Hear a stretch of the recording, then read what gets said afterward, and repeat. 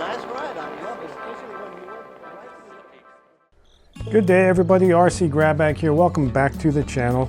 Hope you enjoyed the introductory footage. That was from a backpacking photography trip I took deep into the heart of Canada's Yukon Territory in an area known as the Tombstone Mountain Range. There were about 6 of us on this trip, and we were taken by helicopter about 30 miles into the mountain range on a guided tour led by a photographer by the name of Mark Adamus. Now, if you're into photography, you may have seen some of Mark's work on some of the better known social media sites. But if you haven't, be sure to check him out on Instagram under the username @MarkAdamus. So if you stick around to the end of the video, I'll have some of the pictures I took on that trip. And I just want to point out that the Aurora Borealis were really intense where we happen to be. So we got some really cool nighttime shots of those, as well as some daytime landscape shots. But enough about photography, let's get back to the layout building. So in our last video, we completed the benchwork for the layout, and in this video, we're going to be installing the sub-roadbed. But before we get to that, what you're looking at here is installation of the staging area. Now the staging area consists of 8 tracks running parallel, and each track will be electrically isolated into 2 evenly sized blocks, and each block will be long enough to hold a fairly decent sized train. Now the staging track will be hidden, and I realize that can create some problems, but I hope to leverage the block detection as well as some hidden cameras to make dealing with it a little easier. So the staging area is generally a large horseshoe shape, and here I am cutting out some of the curved pieces. You can see they're fairly wide so they can accommodate the 8 tracks running parallel, and I'm using a standard scroll saw here, and it's making pretty quick work of the whole thing. Now the radius of the curved section of the staging is pretty large, larger than a 4x8 sheet of plywood in fact, so here I am cutting additional sections that will be joined to the larger section to make the whole curve. So here you get a pretty good idea of the overall size of the curve, and you can see how the ends of the curve are joined to the 2 straight sections of the staging area, one of which is on the right there on the inside edge of the right peninsula, and the other is on the outside edge of the center peninsula.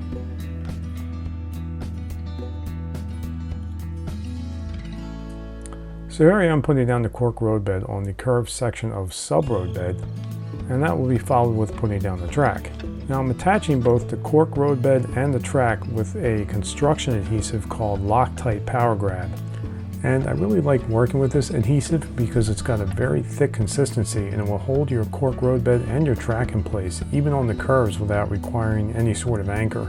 And lastly, one other thing to keep in mind is when you do put down the adhesive, put it down in very thin layers using a putty knife, because that way if you have to make adjustments after the adhesive dries, you can fairly easily get a putty knife between your track and the cork roadbed, or the cork roadbed and your sub-roadbed, and peel either one of those up and move as necessary. I'll put a link to where you can get this adhesive in the video description below. So at this point, the track work for the staging area is completed, and I'm beginning to work on the mainline sub-roadbed. Now, I did draw up a track plan for the mainline run, and I used a layout design software package called AnyRail. It's not free, but what I liked about it is that you can export your track plan into JMRI and then use it for controlling your layout. I hope to do some videos on that in the future. I'll put a link to where you can get the software. As I mentioned, it's not free, but the price is pretty reasonable at $59. I will post the track plan at some point, but I did take some departures from it as I was building the layout, so I need to go back and fix up the differences. Now the plan for the mainline is that it will be a 2-track mainline around the entire layout area, and I'm looking to keep the minimum radius on the mainline curves to 40 inches and the grades at 2% or less. Oh, incidentally, the sub-roadbed for the entire layout is 1/2 inch plywood. So here I am cutting out the various pathways for the mainline, and this area of the layout that I'm working in now was particularly difficult because I had a number of routes kind of meeting up in this area and doing a lot of crossovers and whatnot. So this is probably the area where I made most of my departures to the track plan. You can also see that some of the roadbed is being raised as I play around with the various heights of the different sections. And again, I'm trying to keep the grades under 2%. Now, it may seem as you're watching this video and you're watching me cut out the various pieces of the sub-roadbed from 4x8 sheets of plywood that I'm wasting a lot of the wood, but that's really not the case. I ended up using just about every scrap of the plywood for more sub-roadbed and other odds and ends.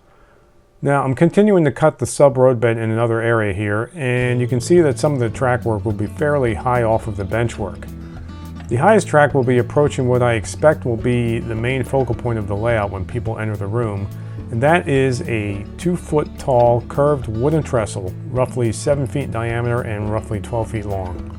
So switching up the camera view again, you can catch a glimpse in the lower left corner of a brass lift bridge. This lift bridge is made by an outfit called American Scale Models, and it's an HO scale replica of the St. Paul lift bridge in St. Paul, Minnesota, which is still in operation. Also, I don't know if you caught it in the last scene, but I was entirely on top of the benchwork cutting out some of the sub-roadbed, so it's nice to know the benchwork is strong enough to support my entire body weight. And switching the camera views up again, you're catching some of the views of the highest track on the layout that will be approaching the planned giant wooden trestle. Now, the process I use for elevating the sub-roadbed is fairly straightforward. I use 1x4 pine for the risers, which is the same lumber I use for the benchwork, and then I anchor the sub-roadbed with 2 screws going through it and into the riser. And I just repeat this process throughout the entire layout. I also came up with a quick calculation to keep my grade percentages in check, and that is to vary the height of the risers by about 1/4 inch between the lateral benchwork supports that are 16 inches on center. So basically a 1/4 inch rise across a 16-inch span translates to roughly a 1.5% grade. And that makes it fairly easy to keep my grade percentages in check. So here I'm just continuing the work, and you can see another bridge poking up on the center peninsula. That is part of a full-scale replica of the famous Rock Island Bridge within a bridge that crosses the Columbia River in Washington State.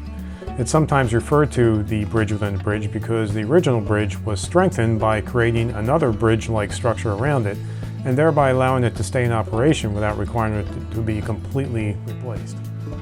Now here I'm back in the more complex area, dealing with some of the more complex right-of-ways, but honestly it all worked out very nicely and will definitely provide some unique scenery as well as operational opportunities.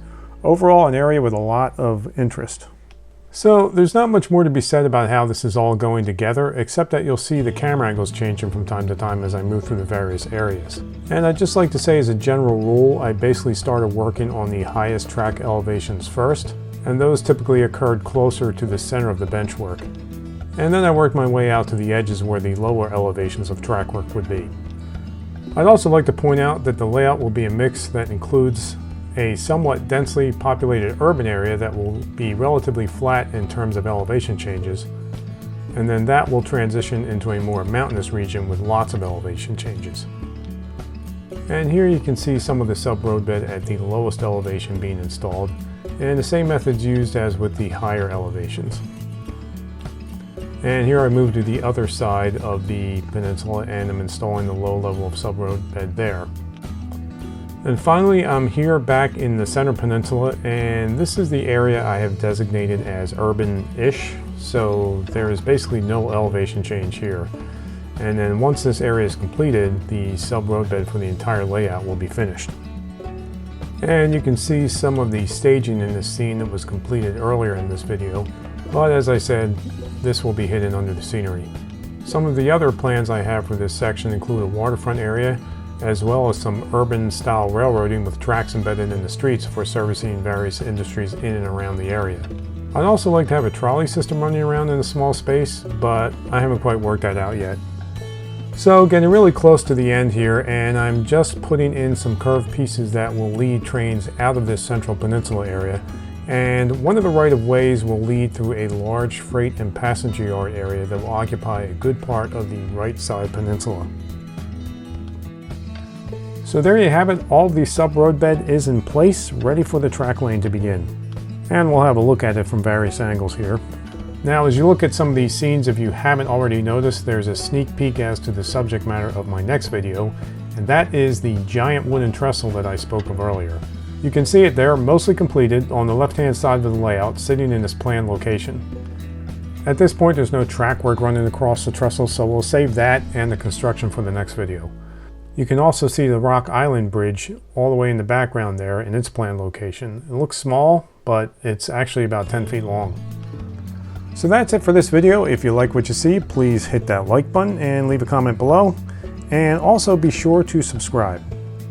Thanks again, and we will see you next time.